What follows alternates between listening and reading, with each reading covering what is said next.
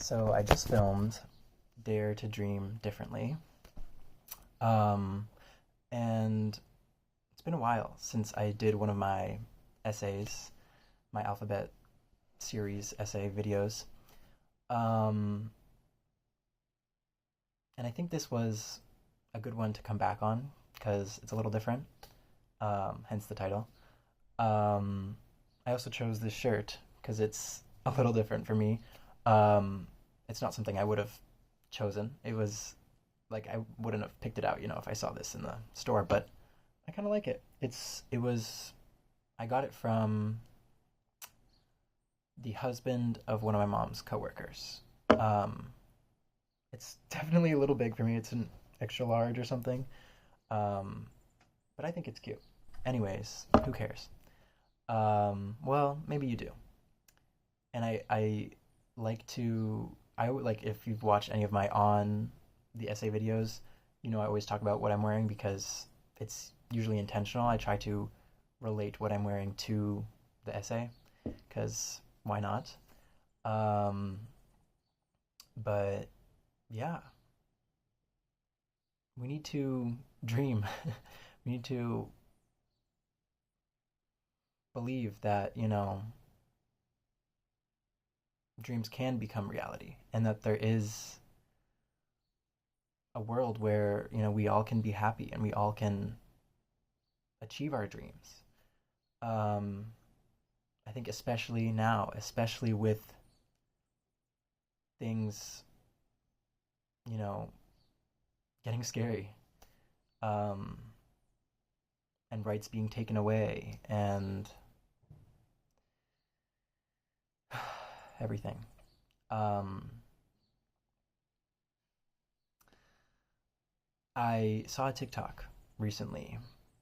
Um, this person was talking about Octavia Butler's book, Parable of the Talents, which is the sequel of Parable of the Sower, um, which was a book written in the 90s, I believe, but about this time period, about 2025, 6, this time that we're living in right now. Um, and it talks about a world that's dealing with climate disaster and a fascist and, a lot of these things that are happening. Um, and in the book, in both of the books, there's what's called Earthseed, which is sort of the main character's new religion.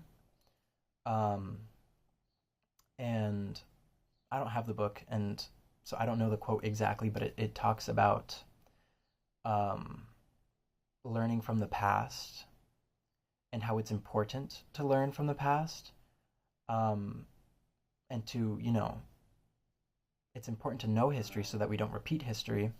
Um, but it's also important to leave the past in the past. Like, don't think that just because something happened in the past a certain way means it's going to happen again exactly that same way.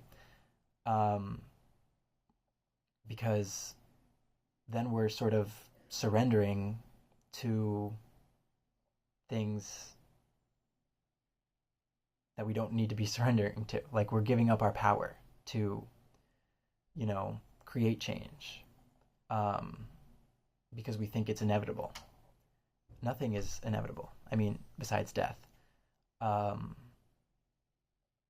so we need to do everything in our power to prevent scary things, bad things from happening.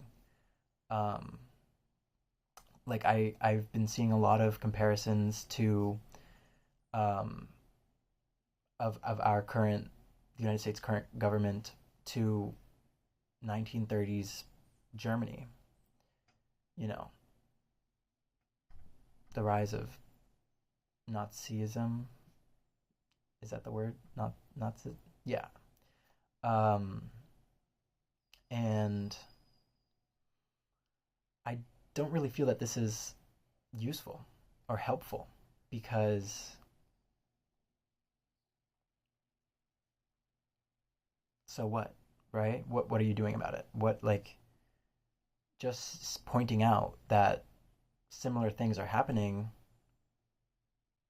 is not changing those things or preventing those things, stopping those things from happening.